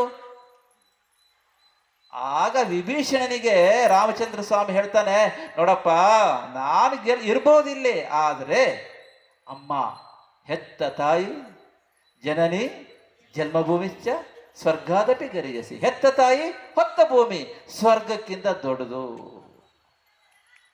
ನೋಡಿ, ರಾಷ್ಟ್ರಾಭಿಮಾನ ಅವತ್ತೇ ನಮಗೆ ಭಗವಾನ್ ಶ್ರೀರಾಮಚಂದ್ರ ಹೇಳಿಕೊಟ್ಟಿದ್ದಾನೆ. ನಮ್ಮ ದೇಶ ನಮ್ಮ ಸಂಸ್ಕೃತಿ ಮೇಲೆ ಅಭಿಮಾನ ಇಲ್ಲ ಅಂತ ಆದ್ರೆ ನಾವ್ ಹೇಗ್ರಿ ಉಳಿದುಕೊಳ್ಳೋದಿಲ್ಲಿ? ಯೋಚನೆ ಮಾಡಿ, ಇವತ್ತು ಮುಸಲ್ಮಾನರು ನೋಡಿಕೊಂಡ್ರೆ 150 ಸುಮಾರು 53 ರಾಷ್ಟ್ರಗಳು ಅವ್ರಿಗೆ ಬೇರೆ ಇದೆ ಆಲ್ರೆಡಿ. ಹೌದಾ? ಏನಾದ್ರು ಆದ್ರೆ ಅಲ್ಲಿ ಹೋಗ್ಕೊಳ್ತಾರೆ. ಕ್ರಿಶ್ಚಿಯನ್ಸಿಗೆ 106 ರಾಷ್ಟ್ರಗಳಿದ್ದಾವೆ. ನಿಮಗೆಲ್ಲ ಎಲ್ಲಿದೆಯರಿ ಹೇಳಿ ನೋಡುವ. ಏನಾದ್ರು ಆದ್ರೆ ನಿಮಗೆಂತ ಆಗುದಿಲ್ಲ, ಯುವರ್ ಇನ್ ಸೇಫ್ ಸೈಡ್. ಆದ್ರೆ ನಿಮ್ಮ ಮೊಮ್ಮಕ್ಕಳು ಮರಿಮಕ್ಕಳ ಕಾಲಕ್ಕೆ ಅವ್ರು ಏನಾದ್ರೂ ಎಲ್ಲಿಗೆ ಹೋಗ್ಬೇಕು ಅವರು? ಇಸ್ಲಾಂ ಧರ್ಮದವರಿಗಾದ್ರೆ ಬೇಕಾದ 53 ರಾಷ್ಟ್ರ ಇದೆ, ಮುಸಲ್ಮಾನ್ ರಾಷ್ಟ್ರ, ಎಲ್ಲಿಗೆ ಹೋಗಿ ಬದುಕ್ತಾರೆ. ಕ್ರಿಶ್ಚಿಯನ್ಸ್ಗೆ ಆದ್ರೆ ಎಲ್ಲೋ ಹೋಗಿ ಬದುಕ್ತಾರೆ. ನಿಮಗೆಲ್ಲ ಆದ್ರೆ ನಿಮ್ಮ ಮೊಮ್ಮಕ್ಕಳು ಮರಿಮಕ್ಕಳ ಕಾಲಕ್ಕಾದ್ರೆ ಎಲ್ಲಿ ಹೋಗ್ತಾರ್ರಿ ಅವರು? ಯೋಚನೆ ಮಾಡಿದ್ದೀರಾ? ಆ ಯೋಚನೆ ಇದ್ದಿದ್ರೆ ಇವತ್ತು ಈ ಸ್ಥಿತಿ ಬರ್ತಾ ಇರಲಿಲ್ಲ. ಆದ್ದರಿಂದ ತಿಳ್ಕೊಳ್ಳಿ, ಸ್ವಲ್ಪ ಯೋಚನೆ ಮಾಡೋದು ಕಲೀರಿ. ರಾಮಚಂದ್ರ ಸ್ವಾಮಿ ಹೇಳ್ತಾ ಇದ್ದಾನೆ, ಜನನೀ ಜನ್ಮಭೂಮಿಶ್ಚ, ಹೆತ್ತ ತಾಯಿ ಹೊತ್ತ ಭೂಮಿ ಸ್ವರ್ಗಕ್ಕಿಂತ ದೊಡ್ಡದು ಅಂತ. ಹಾಗೆ ಹೇಳಿ ಭಗವಂತ ವಾಪಸ್ ಬಂದ ಅಯೋಧ್ಯೆಗೆ. ನಾವೇನ್ ಮಾಡ್ತಾ ಇದ್ದೀವಿ?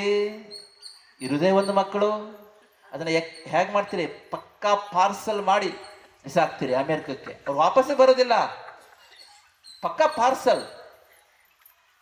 4 ಸಲ ಹೋಗಿ ಬರ್ತಾರೆ ಇವರು. ಆಮೇಲೆ ವಯಸ್ಸಾಯ್ತು, ಹೋಗ್ಲಿಕ್ಕೂ ಆಗುದಿಲ್ಲ, 20 ಗಂಟೆ ಕೂರ್ಬೇಕಲ್ಲ, ಎಲ್ಲಿ ಹೋಗಕ್ಕಾಗತ್ತೆ?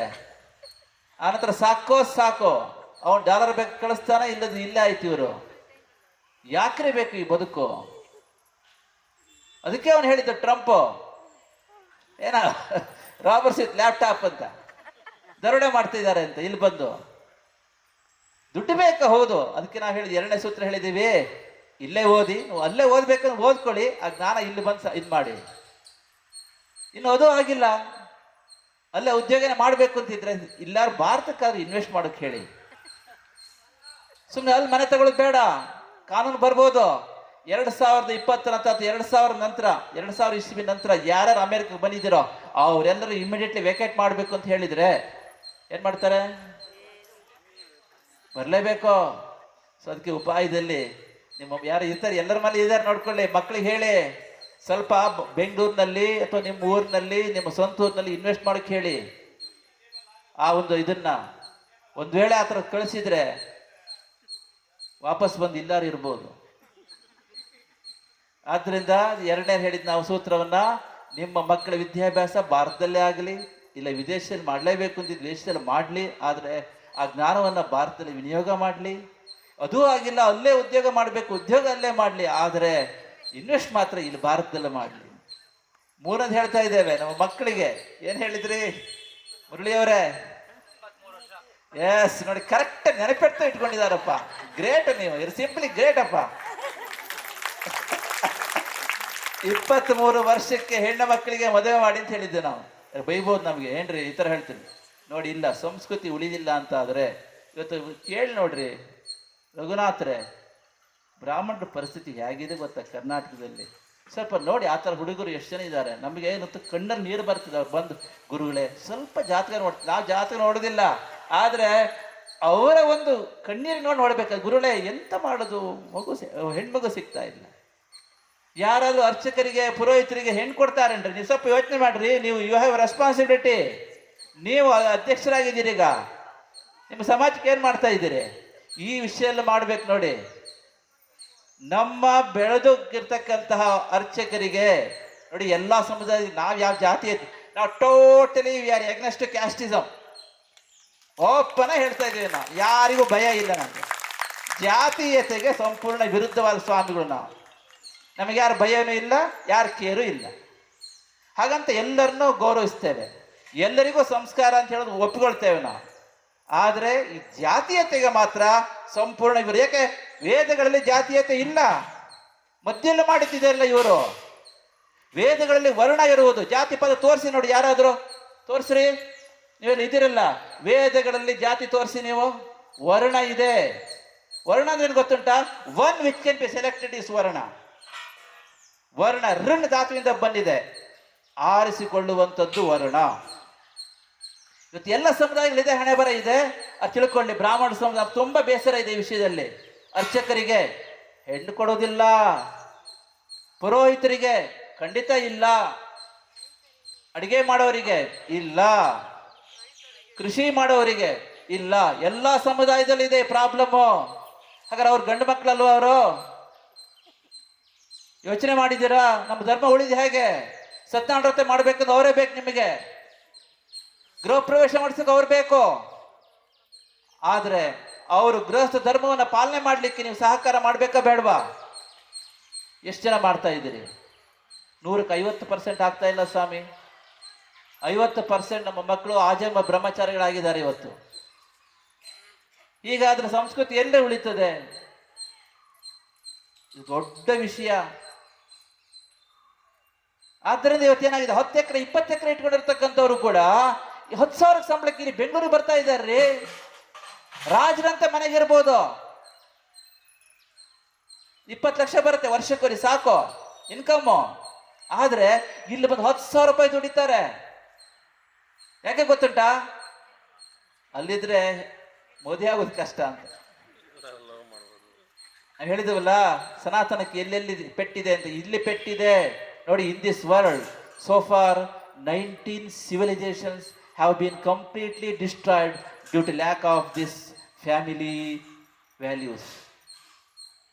ಕೌಟುಂಬಿಕ ಮೌಲ್ಯಗಳನ್ನು ಮರೆತಿದ್ರಿಂದ ಇಡೀ ಜಗತ್ತಿನಲ್ಲಿ ಇದುವರೆಗೆ 19 ನಾಗರಿಕತೆಗಳು ನಾಮಾವಶೇಷವಿಲ್ಲದೆ ನಾಶವಾಗಿದೆ. ರೋಮ್ ಇರ್ಬೋದು, ಈಜಿಪ್ಟ್ ಇರಬಹುದು, ಪರ್ಷಿಯನ್ ಇರಬಹುದು, ಗ್ರೀಕ್ ಇರಬಹುದು, ಕಣ್ಣೆದುರಿಗೆ ಇದೆ. ಇನ್ನೇನು ಹೇಳೋದು ಬೇಡ. ನಾಶ ಇದು ಹೇಗೆ ಗೊತ್ತುಂಟಾ? ಇದ್ಯಾವುದೋ ದೊಡ್ಡ ಆಕ್ರಮಣ ಅಥವಾ ಅತಿವೃಷ್ಟಿ, ಅನಾವೃಷ್ಟಿ, ಭೂಕಂಪ, ಇನ್ನೊಂದು ಮತ್ತೊಂದು ಅಲ್ಲ.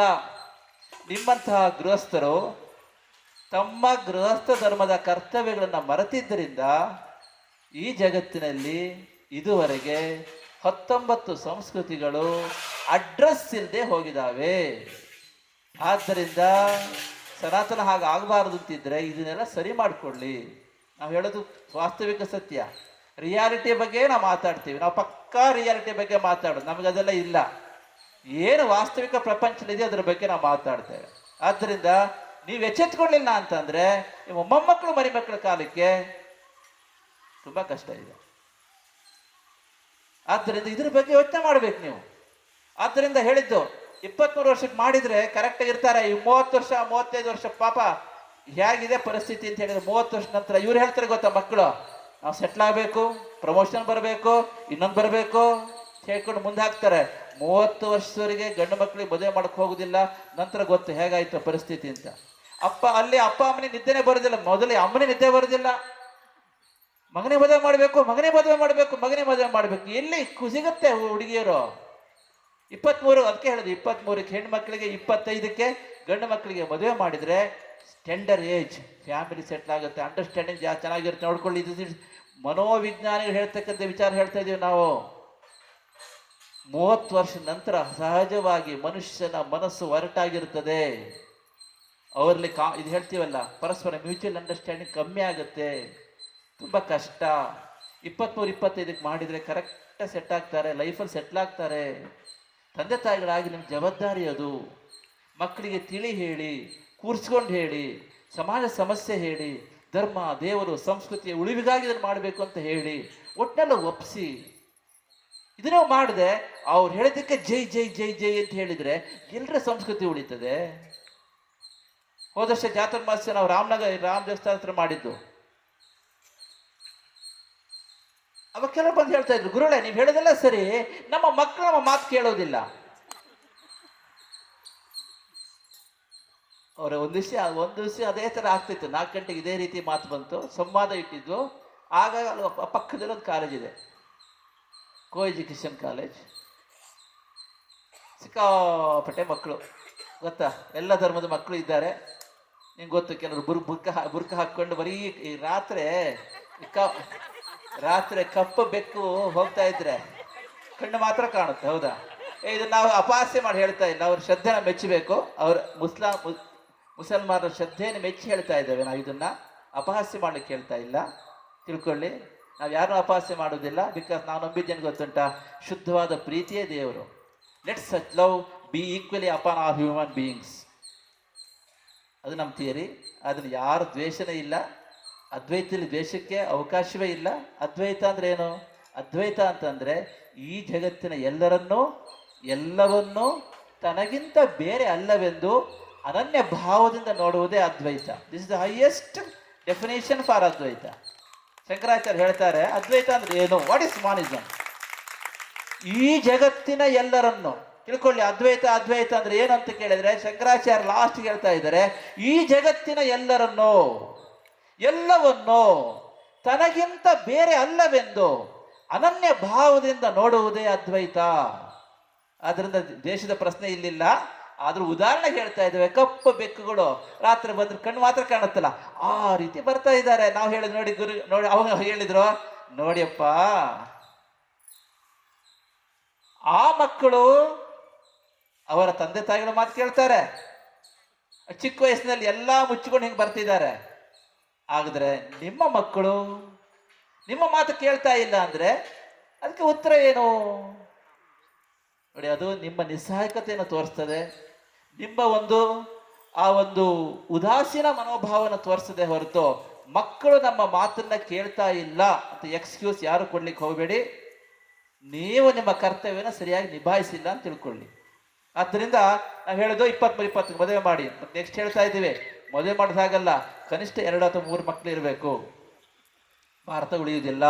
This is democracy. ರಘುನಾಥ್ ಅವರೇ, ಪ್ರಜಾಪ್ರಭುತ್ವ, ಇಲ್ಲಿ ನಂಬರಿಗೆ ಬೆಲೆ.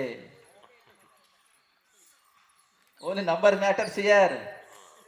ಪ್ರಜಾಪ್ರಭುತ್ವದಲ್ಲಿ ಬಹುಮತದ ಅಭಿಪ್ರಾಯಕ್ಕೆ ಮನ್ನಣೆ, ಇದೊಂದು ಗೊತ್ತಿದ್ರೆ ಸಾಕು.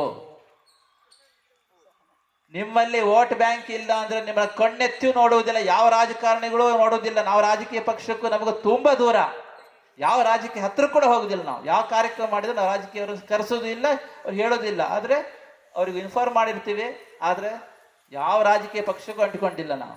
ಅದು ತಿಳ್ಕೊಳ್ಳಿ. ನಿಮ್ಮ ಹತ್ರ ವೋಟ್ ಬ್ಯಾಂಕ್ ಇದ್ರು ಬರ್ತಾರೆ, ಅವ್ರು ಇಲ್ಲದ ಬರುದಿಲ್ಲ. ಹೌದಾ ಅಲ್ವಾ? ಹಾಗಿದ್ಮೇಲೆ ನೀವು ನಂಬರ್ ಮೇಂಟೈನ್ ಮಾಡಿಲ್ಲ ಅಂತಂದ್ರೆ ಎಲ್ರೀ ಸಂಸ್ಕಾರ ಉಳಿತದೆ. ಈಗ ಇಷ್ಟು ಸುಲಭಕ್ಕೆ ನೀವಾದ್ರೂ ಹೋಗಿ ಕಾಶ್ಮೀರದಲ್ಲಿ ಅತಿರುದ್ರಾಗ ಮಾಡ್ತೀರಾ? ಸೆಕ್ಯೂರಿಟಿ ತಗೊಬೇಕು, ಕಷ್ಟಪಟ್ಟು ಮಾಡ್ಬೇಕು. ಹೌದಾ? ಬೆಂಗಳೂರು ಮಾಡಿದಷ್ಟು ಕಾಶ್ಮೀರಲ್ಲಿ ಮಾಡೋಕ್ಕಾಗುತ್ತೆ? ಯಾಕೆ ಮಾಡೋಕ್ಕಾಗೋದಿಲ್ಲ? ನಂಬರ್ ಇಲ್ಲ ಸ್ವಾಮಿ. ನಿಮ್ಮ ಹತ್ರ ನಂಬರ್ ಇಲ್ಲ ಅಂತಂದ್ರೆ ಪ್ರಜಾಪ್ರಭುತ್ವದಲ್ಲಿ ನಿಮಗೆ ಯಾರು ಕಿಂಚಿತ್ತು ಕವಡೆ ಕಾಸು ಬೆಲೆ ಕೊಡುವುದಿಲ್ಲ. ಈಗ ದೊಡ್ಡ ದೊಡ್ಡ ಸಮುದಾಯಗಳು, ಕೆಲವು ಸಮುದಾಯಗಳು ದೊಡ್ಡ ನಂಬರ್ಲಿದ್ದಾವೆ, ಹೇಳೋಕೆ ಹೆಸರು ಹೇಳೋದಿಲ್ಲ. ನಿಮ್ಗೆ ಗೊತ್ತು, ಕೆಲವು ಸಮುದಾಯಗಳು ಕರ್ನಾಟಕದಲ್ಲಿ ದೊಡ್ಡ ದೊಡ್ಡ ನಂಬರ್ಸ್ ಜಾಸ್ತಿ ಸಂಖ್ಯೆಯಲ್ಲಿದ್ದಾವೆ. ಅವ್ರ ಪ್ರಭಾವ ಎಷ್ಟಿದೆ ನೋಡಿದ್ದೀರಾ ಸಮಾಜದಲ್ಲಿ? ಅರ್ಥ ಆಯ್ತಾ? ಕಣ್ಣೆದ್ರೆ ಕಾಣಿಸ್ತಾ ಇದೆಯಾ ತಾನೆ? ನಿಮ್ಮ ಸಮುದಾಯದ ಸಂಖ್ಯೆ ಜಾಸ್ತಿ ಇದ್ರೆ ನಿಮ್ಮ ಪ್ರಭಾವ ಜಾಸ್ತಿ. ನೀವು ಏನೋ ಇಲ್ಲ ಅಂದ್ರೆ ನಿಮ್ಗೆ ಯಾರು ಕೇಳೋರೋ ಇಲ್ಲ. ಹಾಗಾದ್ರೆ ನಮ್ಮ ಸನಾತನ ಉಳಿಬೇಕು ಅಂತಾದ್ರೆ ನಾವು ನಂಬರ್ ಮೇಂಟೈನ್ ಮಾಡಕ್ಕ ಬೇಡವಾ? ಹೇಳ್ರಿ. ಮಾಡ್ಬೇಕು. ಇದು ನಾವ್ ಹೇಳಿ, ರಘುನಾಥ್ ಹೇಳಿ ಕರೆಕ್ಟ್. ಸನಾತನಕ್ಕೆ ಯಾವತ್ತೂ ಖಂಡಿತವಾಗಿಯೂ ಧಕ್ಕೆ ಇಲ್ಲ.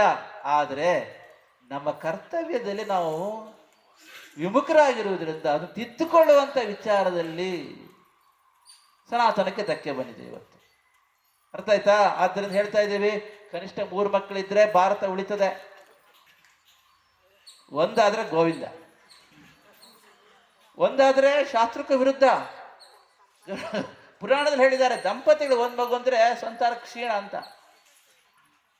ಯಾಕೆ? 2 ರೂಪಾಯಿ ಹಾಕಿ 1 ರೂಪಾಯಿ ತೆಗೆದ್ರೆ ಏನಾಗುತ್ತೆ? ಕ್ಷಯ ತಾನೆ. 2 ರೂಪಾಯಿ ಹಾಕಿ 1 ರೂಪಾಯಿ ತೆಗೆದ್ರೆ ಕ್ಷಯ ತಾನೆ. 2 ರೂಪಾಯಿ ವಾಪಸ್ ಬಂದ್ರೆ ನೋ ಲಾಸ್ ನೋ ಪ್ರಾಫಿಟ್. 2 ಹಾಕಿ 3 ತೆಗೆದ್ರೆ ಕೊನೆಯ ಪಕ್ಷ 1 ಪ್ರಾಫಿಟ್. ಅವ ಸಂತಾನ ವೃದ್ಧಿ ಅಂತ ಹೇಳಿದ್ದಾರೆ. ಸಂತಾನ ವೃದ್ಧಿ ಆದ್ರೆ 7 ತಲೆಮಾರಿನ ಪಿತೃಗಳಿಗೆ ಸದ್ಗತಿ ಅಂತ ಹೇಳಿದ್ದಾರೆ ಶಾಸ್ತ್ರ. ಸೊ 1 ಮಗು ಇದ್ರೆ ಅದು ಶಾಸ್ತ್ರಕ್ಕೆ ವಿರುದ್ಧ. ಹೋಗಲಿ, ಶಾಸ್ತ್ರ ಬೇಡಪ್ಪ, ನಮ್ಮ ಶಾಸ್ತ್ರ ನಂಬಿಕೆ ಇಲ್ಲ. ಸ್ವಾಮಿ, ನಿಮಗೊಂದು ವಿಷಯ ಗೊತ್ತುಂಟಾ? 2 ಮಗು ಇದ್ರೆ 1 ಭಾರತ ಇಟ್ಕೊಂಡು ಅಮೆರಿಕ ಆಸ್ಟ್ರೇಲಿಯಾ ಕಳಿಸ್ಬೋದು. ಹೌದಾ? ಇನ್ನೊಂದಿದೆ, ಅತ್ತೇರಿಗೆ ಹೇಳ್ತಾ ಇದ್ದೀವಿ, ಕೊನೆ ವಯಸ್ಸಾದ ನಂತರ 1 ಸೊಸೆ ಚೆನ್ನಾಗಿ ನೋಡ್ಕೊಂಡಿಲ್ಲ ಅಂದ್ರೆ ಇನ್ನೊಂದು ಸೊಸೆಗೆ ಹತ್ರ ಹೋಗ್ಬೋದು. 1 ಸೊಸೆ ಚೆನ್ನಾಗಿ ನೋಡ್ಕೊಂಡಿಲ್ಲ, ಮಗಳ ಹತ್ರ ಹೋಗ್ಬೋದು. ಲಾ ಪ್ರಾಬಬಿಲಿಟಿ. ಹೌದಾ? ನೋಡಿ, ಒಂದೇ ಇಟ್ಕೊಂಡ್ರೆ ತುಂಬಾ ಕಷ್ಟ. ಹೌದಾ? ನಿಮ್ ಸೇಫಿಗೋಸ್ಕರ ಹೇಳ್ತಾ ಇದೀವ್ರಿ ನಾವು ಶಾಸ್ತ್ರ ಹೇಳ್ತಾ ಇಲ್ಲ, ನಿಮ್ ಸೇಫಿಗೆ. ಅಪ್ಪ ಅಮ್ಮ ನಿಮ್ಮನಿಗೆ ನಿಮಗೆ ಅಂತ ಅಲ್ಲಮ್ಮ, ಜನರಲ್. ಆದ್ರಿಂದ ಇದನ್ನ ಹೇಳ್ತಾ ಇದ್ದೇವೆ. ಐದನೇ ಹೇಳ್ತಾ ಇದ್ದೇವೆ ಏನ್ರಿ, ನೆನಪು ಮಾಡ್ರಿ. ಐದನೇ ಹೇಳ್ತಾ ಇದ್ದೀವಿ ನೋಡಿ, ಸಂತಾನ ಆದ ನಂತರ ಅದು ಕೊನೆಗೆ ಹೇಳಿದ್ದು. ಐದನೇ ಹೇಳ್ತಾ ಇದ್ದೀವಿ, ಯಾವುದೇ ಕಾರಣಕ್ಕೂ ನಾವು ಮದುವೆಯಾಗಿದ್ದ ದಂಪತಿಗಳು ಡೈವರ್ಸ್ಗಳಿಗೆ ಹೋಗಬಾರ್ದು. 100ಕ್ಕೆ 1% ಹೋಗ್ಲಿ ಪರವಾಗಿಲ್ಲ, ಈಗ 100ಕ್ಕೆ 30-40% ಆಗ್ತದೆ. ಲಕ್ಷಾಂತರ ರೂಪಾಯಿ, ಕೋಟ್ಯಾಂತರ ರೂಪಾಯಿ ಖರ್ಚು ಮಾಡಿ ಸಾಲಾಗೆಲ್ಲ ಮಾಡಿ ಪಾಪ ಪುರೋಹಿತನೆಲ್ಲ ಕರೆಸಿ ಚೆನ್ನಾಗಿ ಮದುವೆ ಮಾಡಿರ್ತಾರೆ. 6 ತಿಂಗಳಿಗೆ ಗೋವಿಂದ ಮದುವೆ. ಆಮೇಲೆ ಹಿಂಸೆ. ಇನ್ನೊಂದು ಗೊತ್ತುಂಟಾ, ನಾವು ಬಿಟ್ರು ಲಾಯರ್ ನಮ್ಮನ್ನು ಬಿಡೋದಿಲ್ಲ ಈ ಡೈವರ್ಸಿಗೋಸ್ಕರ ಹಾಕೊಂಡ್ರೆ. ಹೌದು, ಇದೊಂದು ಗಾದೆ ಇದೆ. ಈಗ ನೆರೆಯಲ್ಲಿ ಹೋಗ್ತಿತ್ತು, ಒಮ್ಮೆ ನೆರೆಯಲ್ಲಿ ಮುಳುಗ್ತಾ ಇದ್ದಂತಪ್ಪ, ದೊಡ್ಡ ನೆರೆ ಬಂತು, ಮುಳುಗ್ತಾ ಇದ್ದಾನೆ ನೆರೆಯಲ್ಲಿ.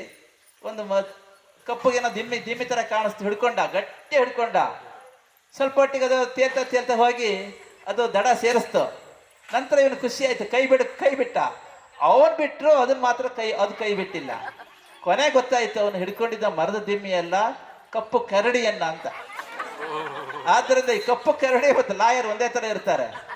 ಒಂದ್ಸಲ ನಾವೇನಾದ್ರೂ ಇಬ್ರು ಹೋದ್ಬಿಟ್ರೆ ಕೇಸು, ನಾವು ಕಾಂಪ್ರಮೈಸ್ ಮಾಡ್ಕೊಳ್ತೀವಿ ಅಂದ್ರು ಅವರಂತೂ ಬಿಡುವುದಿಲ್ಲ. ಇಂಥ ಪರಿಸ್ಥಿತಿ ಇದೆ. ಯಾಕೆ, ಅವರಿಗೂ ಬೇಕಲ್ವಾ. ಆದ್ರಿಂದ ಯಾವುದೇ ಕಾರಣಕ್ಕೂ ಕೋರ್ಟಿಗೆ ಹೋಗಬೇಡಿ. ಸುಮ್ಮನೆ ಆರೋಗ್ಯ ಹಾಳಾಗುತ್ತೆ, ದುಡ್ಡು ಖರ್ಚಾಗುತ್ತೆ, ಮಾನಸಿಕ ಹಿಂಸೆ, ಸಮಯ ವ್ಯರ್ಥ. ಬೇಡ 100ಕ್ಕೆ 5% 2% ಹೋದ್ರೂ ಪರವಾಗಿಲ್ಲ, ಹೋಗ್ಲಿ. ಅನಿವಾರ್ಯ ಸಂದರ್ಭ ಇದು ಡೈವರ್ಸು. 20, 30, 40% ಸನಾತನ ಧರ್ಮದಲ್ಲಿ ಯಾವ ಸಮುದಾಯದವರು ಮಾಡಬೇಡಿ, ತಪ್ಪು. ಶಾಸ್ತ್ರ ಒಪ್ಪಿಲ್ಲ, ಶಾಸ್ತ್ರ ಪಟ್ಟಿ ಮಾಡಿದೆ. ಅನಿವಾರ್ಯ ಸಂದರ್ಭ ಅಂತ, ಅದಕ್ಕೆ ಓಕೆ. ಅನಿವಾರ್ಯ ಸಂದರ್ಭ ಇಲ್ಲ, ಮೊಬೈಲ್ ಇಲ್ಲಿ ಇಟ್ಟಿದ್ದು ಅಲ್ಲಿ ಇಟ್ಬಿಟ್ರೆ ಸಾಕು, ಅದಕ್ಕೆ ಡೈವರ್ಸ್ ಮಾಡ್ತಾರೆ. ಈಗ ಹೊರಟಾದ್ರೂ ಸಾಕು. ಈ ಕಾಳಿಂಗ ಸರ್ಪ ಏರಬೇಕಾದ್ರೆ 5 ನಿಮಿಷ ಟೈಮ್ ತಗೊಳುತ್ತಲ್ಲ, ಹೆಡೆ ಬಿಚ್ಚಬೇಕಾದ್ರೆ. ಈ ಅಹಂಕಾರಕ್ಕೆ ಹೆಡೆ ಬಿಚ್ಚಬೇಕಾದ್ರೆ it's a matter of 1 second, fraction of second ಅಷ್ಟೇ. ಆದ್ರಿಂದ ಡೈವರ್ಸ್ ಮಾಡಬೇಡಿ. ಆರಾಮ್ ಹೇಳ್ತಾ ಇದ್ದೀವಿ, ಆಸ್ತಿಗೋಸ್ಕರ ನಮ್ಮ ಕುಟುಂಬದಲ್ಲಿ ಯಾರೂ ಕೋರ್ಟಿಗೆ ಹೋಗಬೇಡಿ. ಬರುವತ್ತಿಗೆ ತಗೊಂಡು ಬಂದಿಲ್ಲ, ಹೋಗೋತ್ತಿಗೆ ತಗೊಂಡು ಹೋಗೋದಿಲ್ಲ. ಆದ್ದರಿಂದ ಯಾರಾದ್ರೂ ಕೋರ್ಟಿಗೆ ಹೋಗ್ತೀವಿ ಅಂದ್ರೆ, ಇಲ್ಲಪ್ಪ 1 ಪಾನ್ ಏನೋ ಜಾಸ್ತಿ ಇಟ್ಟುಕೊ ಅಂತ ಹೇಳ್ಕೊಂಡು ಅಲ್ಲೇ ಸೆಟ್ಲ್ ಮಾಡ್ಕೊಳ್ಳಿ, 5 ನಿಮಿಷಕ್ಕೆ ಸೆಟ್ಲ್ ಆಗಿ ಹೋಗುತ್ತೆ. ಪ್ರೀತಿಯಿಂದ ಕುಟುಂಬದಲ್ಲಿ, ಯಾಕೆ ಭಾವನಾತ್ಮಕ ಸಂಬಂಧ ಮನುಷ್ಯನ ಆರೋಗ್ಯಕ್ಕೆ ತುಂಬ ಮುಖ್ಯ, ತಿಳ್ಕೊಳ್ಳಿ.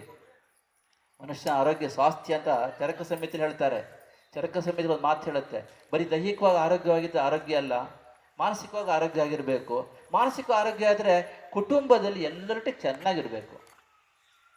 ಹೆಂಡತಿ ಒಟ್ಟಿಗೆ ಚೆನ್ನಾಗಿರ್ಬೇಕು, ಮಕ್ಕಳೊಟ್ಟಿಗೆ ಚೆನ್ನಾಗಿರ್ಬೇಕು, ಚಿಕ್ಕಪ್ಪ ದೊಡ್ಡಪ್ಪ ಒಟ್ಟಿಗೆ ಚೆನ್ನಾಗಿರ್ಬೇಕು, ಅತ್ತೆ ಮಾವ ಒಟ್ಟಿಗೆ ಚೆನ್ನಾಗಿರ್ಬೇಕು, ಅಣ್ಣ ತಮ್ಮದೊಟ್ಟಿಗೆ ಚೆನ್ನಾಗಿರ್ಬೇಕು. ಈ ಸಂಬಂಧ, ಈ ಸುರಕ್ಷತೆಯ ಭಾವನೆ ಇದೆ ನೋಡಿ. ನಂಗೇನಾದ್ರು ಆದ್ರೆ ಅಪ್ಪ ಇದ್ದಾನೆ, ನನಗೇನೋ ಆದ್ರೆ ಚಿಕ್ಕಮ್ಮ ಇದ್ದಾಳೆ, ನನಗೇನೋ ಆದ್ರೆ ಅತ್ತೆ ಇದ್ದಾಳೆ, ನನಗೇನೋ ಆದ್ರೆ ಮಗಳಿದ್ದಾಳೆ, ನನಗೇನೋ ಆದ್ರೆ ಮಗ ಇದ್ದಾನೆ. ಈ ಭಾವನಾತ್ಮಕವಾದ ಕೌಟುಂಬಿಕ ಸಂಬಂಧ ಮನುಷ್ಯನಿಗೆ ಅಗಾಧವಾಗಿರ್ತಕ್ಕಂತಹ ಒಂದು ಒಳಗಿನ ಚೈತನ್ಯವನ್ನ ಪ್ರೇರೇಪಿಸುತ್ತದೆ. ಇದು ಮನುಷ್ಯನಿಗೆ ಏನ್ ಮಾಡಬೇಕು, ಕೋರ್ಟಿಗಂತೂ ಹೋಗ್ಲೇಬಾರದು. ಅರ್ಥ ಆಯ್ತಾ? ಪಕ್ಕದ ಮನೆಯನ್ನು ಕೋರ್ಟಿಗೆ ಕೇಸ್ ಹಾಕಿದ್ರೆ ಏನ್ ಮಾಡಕ್ಕಾಗಲ್ಲ, ಯು ಹ್ಯಾವ್ ಟು ಗೋ. ಆದ್ರೆ ನಾವು ಅಣ್ಣ ತಮ್ಮ ಚಿಕ್ಕಪ್ಪ ದೊಡ್ಡಪ್ಪ ಅವರ ದಾಯಾದಿಗಳು ಇವರ್ಯಾರು ಕೋರ್ಟಿಗೆ ಹೋಗಬೇಡಿ. ಎಷ್ಟು ಜನ ಹೋಗಿದ್ರಿ ಮಹಾನುಭಾವರು ಇದ್ದೀರಾ? ಹೋಗಬೇಡ್ರಿ ಯಾರು, ಖಂಡಿತ ಹೋಗಬೇಡಿ.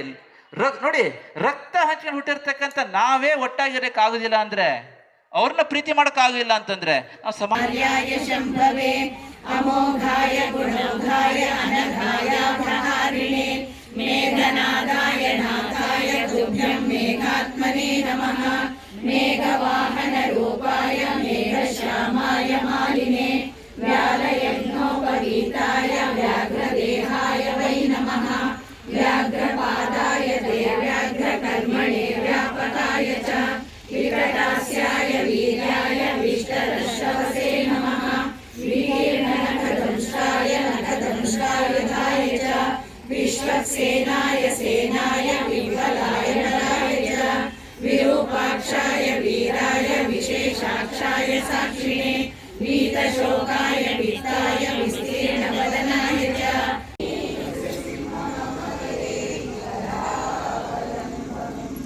लक्ष्मीपते कमलनाभसुरेश विष्णो यज्ञेश यज्ञमधुसूदन विश्वरूपा ब्रह्मण्यकेश